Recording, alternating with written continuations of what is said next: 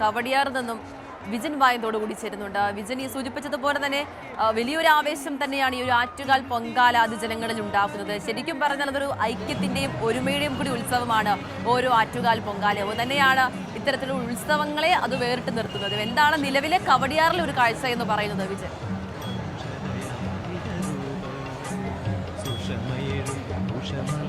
ഇത്തവണത്തെ പൊങ്കാലയുടെ അതിൻ്റെ പരിസമാപ്തിയിലേക്ക് കടക്കാൻ പോവുകയാണ്. അല്പസമയത്തിനകം തീർത്ഥം തെളിച്ചു കഴിഞ്ഞാൽ ഈ അമ്മയ്ക്കുള്ള പൊങ്കാല നിവേദ്യം ഇത്തവണത്തെ നിവേദ്യം അർപ്പിക്കൽ പൂർത്തിയാകും.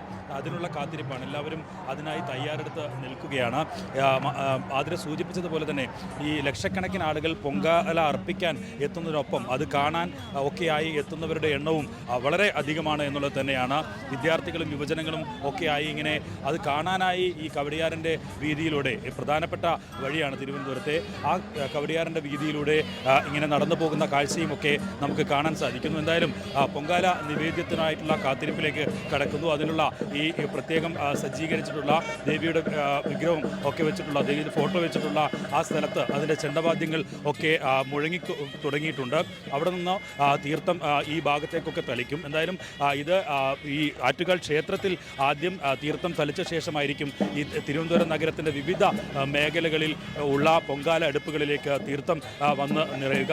ആ സമയത്താണ് ദേവിയുടെ പൊങ്കാല അർപ്പിക്കൽ ചടങ്ങ് പൂർത്തിയാകുന്നത്. എന്തായാലും നിലവിൽ ഇപ്പോൾ പൊങ്കാല അർപ്പിക്കുന്നതിനുള്ള ആ തയ്യാറെടുപ്പിൽ അതിൻ്റെ ആകാംക്ഷയിൽ ഒക്കെ നിൽക്കുകയാണ്, പ്രാർത്ഥനയോടെ നിൽക്കുകയാണ് ഈ ഇവിടത്തേക്ക് എത്തിയ തീർത്ഥാടകർ മുഴുവൻ. തിരുവനന്തപുരത്തിൻ്റെ വിവിധ മേഖലകളിലേക്ക് കേരളത്തിൻ്റെ വിവിധ ഭാഗങ്ങളിൽ നിന്നൊപ്പം തന്നെ മറ്റ് സംസ്ഥാനങ്ങളിൽ നിന്ന് ഉൾപ്പെടെ എത്തിയ ആളുകൾ പൊങ്കാല അർപ്പിക്കാനെത്തി. തമിഴ്നാട്ടിൽ നിന്ന് ഉള്ള ആളുകളുടെ വാക്കുകളൊക്കെ നമ്മൾ രാവിലെ കേട്ടതാണ്. എന്തായാലും അങ്ങനെ കേരളത്തിൻ്റെ വിവിധ ഭാഗങ്ങളിലെയും ഒപ്പം തന്നെ കേരളത്തിന് പുറത്തുള്ള ആളുകളുടെയും ഒക്കെ സാന്നിധ്യം കൊണ്ട് പൂർണ്ണമായും നിറയുകയാണ്. അല്പം മുമ്പ് വരെ ഒരു യാഗശാലയായി തിരുവനന്തപുരം നഗരം പൂർണ്ണമായും മാറിയിരിക്കുകയായിരുന്നു. ഇപ്പോൾ അത് ആ തീകൾ ഒക്കെ അടച്ചിട്ടുണ്ട് ഭക്തർ.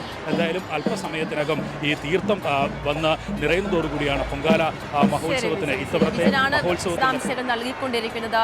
സൂചിപ്പിച്ചതുപോലെ തന്നെ പൊങ്കാല സമർപ്പണം അത് കൃത്യം 1:15 തന്നെ നടക്കും. ഒരിക്കൽ കൂടി പ്രവീൺ ഇറവങ്കരയിലേക്ക് പോവുകയാണ്. പ്രവീൺ സൂചിപ്പിച്ചതുപോലെ തന്നെ ഇത്തരത്തിൽ നിവേദ്യ സമർപ്പണത്തിനുള്ള സമയത്തിലേക്ക് അടുക്കുകയാണ്. ഇനിയുള്ള തുടർ കർമ്മങ്ങൾ എങ്ങനെയാണ്?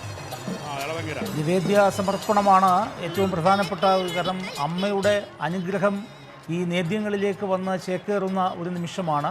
ഈ പൂർണ്ണമായിട്ടും ഈ പൊങ്കാല ചടങ്ങിൻ്റെ ഏറ്റവും ഫൈനലായിട്ടുള്ളൊരവസ്ഥ അതുതന്നെയാണ്. അതിനുവേണ്ടിയുള്ള കാത്തുനിൽപ്പായിരുന്നു ഈ ചൂടത്ത് ഇത്രയും നേരം. ഭക്ഷണം ഉണ്ടാക്കുന്ന എന്ന് മാത്രമല്ല ഈ നേദ്യങ്ങളൊക്കെ ഉണ്ടാക്കിയ ശേഷം ആ തീർത്ഥജലം അതിലേക്ക് വീഴുമ്പോഴാണ് പൂർണ്ണമായും അനുഗ്രഹം ഉണ്ടാകുന്നതെന്നാണ് വിശ്വാസം. അപ്പോൾ അതിനു വേണ്ടിയുള്ള ഒരു കാത്തുനിൽപ്പിൻ്റെ ഒരു പരിസമാപ്തിയിലേക്കാണ് നമ്മൾ എത്തുന്നത്. നമ്മളിപ്പോൾ കണ്ടുകൊണ്ടിരിക്കുന്നത് ഭണ്ഡാര അടുപ്പാണ്. ആ ഭണ്ഡാര അടുപ്പിലേക്കും അതുപോലെ തന്നെ ഈ ആദ്യത്തെ ദീപം കൊളുത്തിയ ആ ഊർജ്ജദാതാവായ ഈ പൊങ്കാലയുടെ സൂര്യൻ എന്ന് വേണമെങ്കിൽ ഈ അടുപ്പിനെ വിശേഷിപ്പിക്കാവുന്ന ഒരവസ്ഥയുണ്ട്. ഇവിടെയാണ് മന്ത്രിമാരും അതുപോലെ മേയർ ഉൾപ്പെടെയുള്ള ആളുകളെല്ലാവരും ഇവിടെ കാത്തു നിൽക്കുകയാണ്. അപ്പോൾ അതിനുശേഷം ആദ്യം ഇവിടെ എത്തിക്കഴിഞ്ഞു.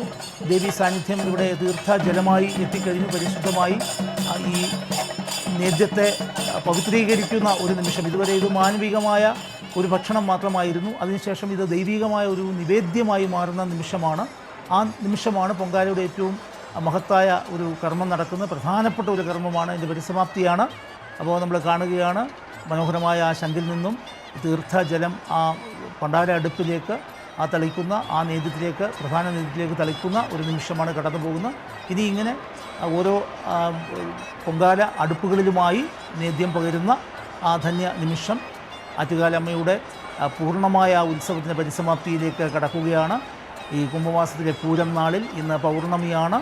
ആ ദിവസം വളരെ ഭക്തിയോടുകൂടി ലക്ഷക്കണക്കിന് ആളുകൾ അമ്മമാർ ഇവിടെ വന്ന് സ്ത്രീ ശാക്തീകരണത്തിൻ്റെ വലിയൊരു വേദാന്തം പറയാതെ പറഞ്ഞു പോകുന്ന ഒരു നിമിഷമാണ്. വീണ്ടും നമ്മൾ ആവർത്തിക്കുന്ന ഒരു വലിയ യാഥാർത്ഥ്യം, ഏഷ്യയിൽ നടക്കുന്ന അല്ലെങ്കിൽ ലോകത്ത് നടക്കുന്ന ഇത്രയും സ്ത്രീകൾ ഒന്നിച്ച് ഒരേ സമയത്ത് പങ്കെടുക്കുന്ന മറ്റൊരു ഉത്സവം ഉണ്ട് എന്ന് തോന്നുന്നില്ല. നമ്മൾ കുംഭമേള കഴിഞ്ഞ് നിൽക്കുന്ന 144 വർഷത്തിൽ ഒരിക്കൽ മാത്രം വരുന്ന കുംഭമേള കഴിഞ്ഞ് നിൽക്കുന്ന ഒരു വർഷം തന്നെയാണ് ഇത്. അതുകൊണ്ട് തന്നെ വളരെ പ്രസക്തി ഈ ഒരു പൊങ്കാലയ്ക്കും ഉണ്ട്. പൊങ്കാല നേദ്യമാണ് തളിച്ചുകൊണ്ടിരിക്കുന്നത്. തന്ത്രിയും അതുപോലെ മുഖ്യ പൂജാരിയും ഒക്കെ ചേർന്നിട്ട് മേൽശാന്തി ഉൾപ്പെടെയുള്ള ആളുകൾ ഇവിടെ ദൈവത്തിൻ്റെ പ്രതിനിധികളായി എത്തിയിട്ട് ഈ തീർത്ഥം തളിച്ചുകൊണ്ട് നിൽക്കുകയാണ്. ആ പണ്ടാരയടുപ്പിലെ ആ ചടങ്ങ് കഴിഞ്ഞിരിക്കുകയാണ്. ഇനിയും ഓരോ സ്ഥലങ്ങളിലായി നേരത്തെ നമ്മൾ പറഞ്ഞതുപോലെ ഇത്തവണ വിമാന സർവീസുണ്ട് എന്ന് രാവിലെ ഒരു 11 മണി വരെ കിട്ടിയ അറിയിപ്പ് പ്രകാരം എയർപോർട്ടിൽ നിന്നും റൺവേയുടെ പണി മൂലം ആ വിമാന സർവീസിൽ തീർത്ഥം തളിക്കുന്ന ചടങ്ങ് നടക്കാൻ സാധ്യതയില്ല എന്ന് തന്നെയാണ് മനസ്സിലാക്കുന്നത്. ഇപ്പോഴും അതിൻ്റെ കൃത്യമായ ഒരു അറിയിപ്പ് ഇതുവരെ ഉണ്ടായിട്ടില്ല. ഏതായാലും ഓടി നടന്ന് ഈ തീർത്ഥം മേളങ്ങളോടുകൂടി ആരവങ്ങളോടുകൂടി വലിയ ആഘോഷമായിട്ട് ആ തീർത്ഥം തളിക്കുകയാണ്. എല്ലായിടത്തും എല്ലാ ദേവീക്ഷേത്ര ഉത്സവങ്ങളിലും എപ്പോഴും ഇതുപോലെയുള്ള എല്ലാ ചടങ്ങുകൾക്ക് ശേഷവും ഏതെങ്കിലും ഒരു രീതിയിൽ ദൈവം അവിടേക്ക് അവതരിക്കുന്നു എന്ന് പ്രതീകാത്മകമായി അവതരിപ്പിക്കുകയും അതിനുശേഷമാണ് അതിൻ്റെ കലാശക്കുട്ടിലേക്ക് കടക്കുക. ഇവിടെ ഈ തീർത്ഥമായി സോപാനത്തിൽ നിന്നും എത്തുന്ന ആ തീർത്ഥത്തിന് വേണ്ടിയുള്ള ആ ശ്രീലകത്തിൽ നിന്ന് എത്തുന്ന ആ ഒരു ഇതിനു വേണ്ടിയുള്ള കാത്തുനിൽപ്പിലാണ് എല്ലാവരും. ഏതാനും നിമിഷങ്ങൾ കൂടി കഴിയുമ്പോൾ വളരെ കൃത്യതയോടുകൂടി ഈ ആളുകളൊക്കെയും അടുത്ത വർഷം കാണാം എന്ന് അമ്മയോട് പ്രാർത്ഥിച്ച് ഇവിടെ നിന്ന് മടങ്ങും.